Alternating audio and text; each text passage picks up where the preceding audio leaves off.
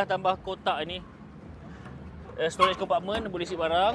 Lepas tu tire space ada buat bracket tu gantung dia. Ni bracket ni gantung daripada bawah kita dekat chassis, dia dekat genset ada dalam ni. Generator ada sekali. Awning dah ada, yang automatic ni tekan switch, dia motorized. Bahagian luar letak makanan. Mudah, tak bawa meja dah.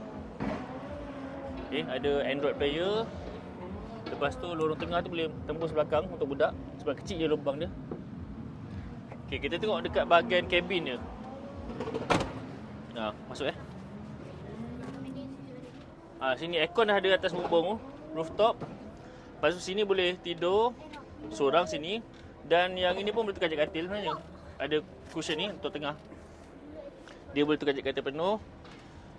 Belah atas pun ada katil. Ni ruang besar. Senang naik atas.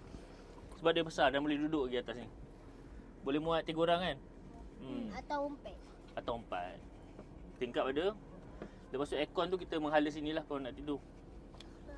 Lepas tu ni awal dulu saya pasang safety net masa budak-budak ni kecil dulu, supaya tak ada jatuh. Tapi sekarang dah besar, nak jatuh pun tak apa lah. Dia kalau dia jatuh ada katil lagi kat bawah. Dekat sini pun pasang katil, tengah dia pasang katil. Dia jatuh pun tak apa. Dia ada hidden meja. Betul. Angkut. Letak bawah. Dia meja makan. Sini boleh duduk, sana boleh duduk. Atas ni boleh duduk. Ni untuk orang tengok TV ni.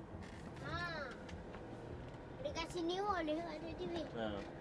Toilet dah saya dah tukar baru. Dah upgrade. Ni baru, tak pernah pakai lagi. Kipas pun tukar baru. Lepas tu induction cooker. Penyedot asap, siap dengan lampu. Kita nak on lampu, on pump sini. Kalau on lampu tandas ni. Lepas tu nak buka awning ni, dia guna switch je. Tu awning buka. Okay, battery percentage dia ni.